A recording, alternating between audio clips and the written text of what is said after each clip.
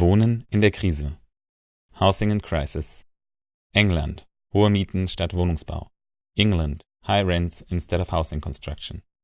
Bedroom Tax. Schlafzimmer-Steuer. Paul Watt und Eileen Short. Am 21. November 2013 in Berlin. 21st of November 2013 in Berlin. Weitere Informationen unter www.bmgev.de oder dem YouTube-Kanal Wohnen in der Krise. More information at www.bmgev.de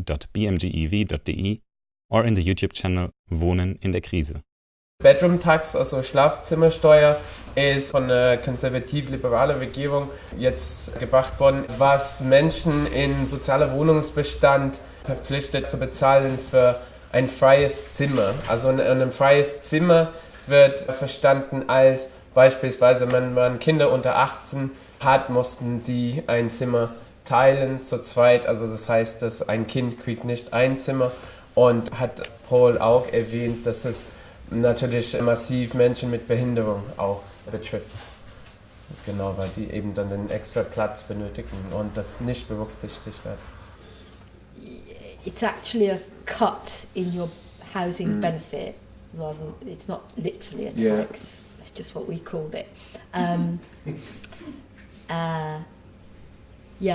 if your child has gone to university, if you've got 2 children in 2 bedrooms and the government says they should share the room, I mean it is, or couples who don't sleep together, you know. Ja. Also es ist eine Kürzung des Wohngelds, was heißt, dass quasi diese Menschen dann dazu entweder müssen diese Kürzung, also weniger Geld beziehen oder eben ausziehen aus ihrem Haus, wo sie wohnen. One of the problems with the bedroom tax is that it assumes that there are lots of smaller flats for people to move into. Ja, also ein Problem von der Bedroom Tax ist, dass es davon ausgeht, dass es kleinere Wohnungen gibt, wo die Menschen hinziehen können. Now in practice, across lots of the parts of the country, there is a shortage of one-bedroom properties. So it's not actually possible for people to move into these smaller properties. Also in der Realität gibt es einen massiven Mangel an Einzimmerwohnungen. Also es ist überhaupt nicht möglich, dass die Menschen dann umziehen.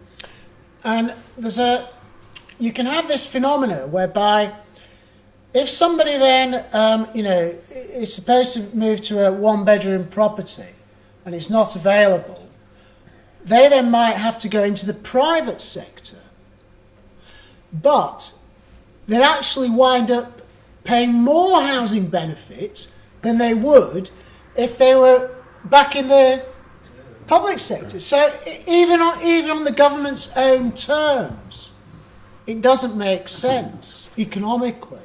Also was dadurch passieren kann, ist, dass wenn die Menschen aus einer größeren Wohnung raus müssen in eine Einzimmerwohnung, gibt es dann keine kommunale Versorgung, mussten sie also dann auf dem privaten Markt dann, was sie dort für eine Einzimmerwohnung bezahlen, wäre aber doch mehr als ihre vorherige Mieter. Also es macht auch im Prinzip da auch nicht mehr Sinn.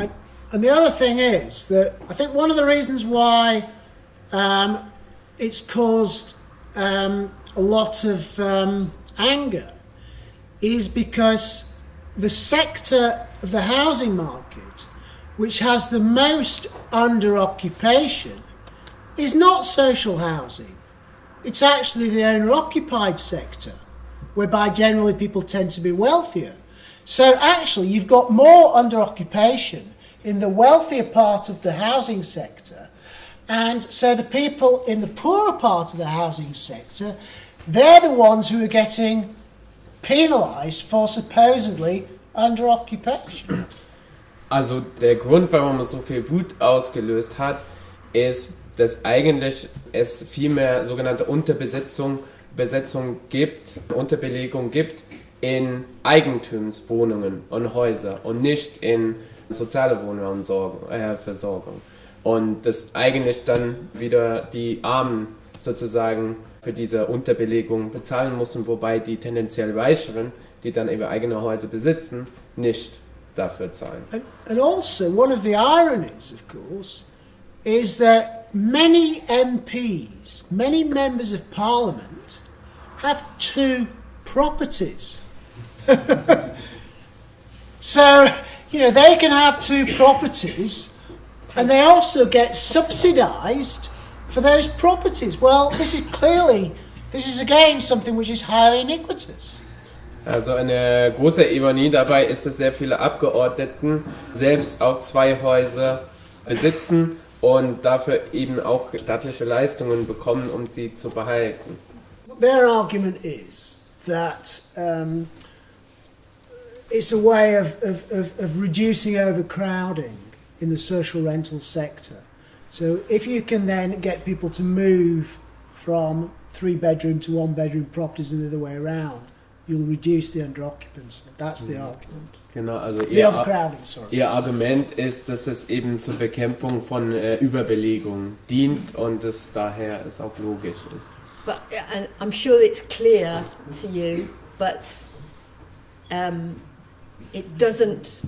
None of this creates one new home, and it undermines the principle of a home for life by mobilising arguments about austerity and benefits. It undermines the principle that your home is to live in until you're ready to move.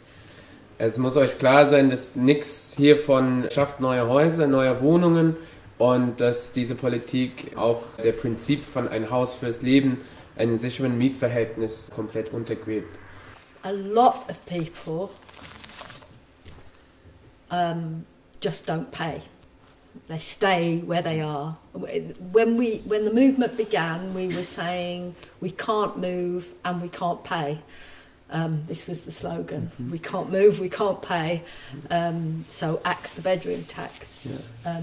Also viele Menschen bezahlen einfach nicht, ziehen dann auch nicht aus. Und der Motto der Kampagne ist auch can't move, can't pay. Also wir gehen nicht, bezahlen nicht. Before the bedroom tax, the housing benefit would pay for all of your rent. So they reduce the benefit and you, out of your disability or unemployment benefit, are supposed to pay the remainder. People regularly will say, I have £70 for the bedroom tax, I have to pay £20. For other benefit cuts, I have to pay another £8, and then I don't have enough for anything. Ja. Also bevor dem Bedroom Tax haben Housing Benefits, also Sozialleistungen fürs Wohnen, die ganze Miete abgedeckt. Was jetzt passiert, ist, dass jetzt ein Teil abgezogen wird und das jetzt aus privaten Kasse bezahlt werden muss. Und was Eileen gerade meinte, dass es dazu kommt, dass Menschen dann halt nicht mehr zum Leben haben.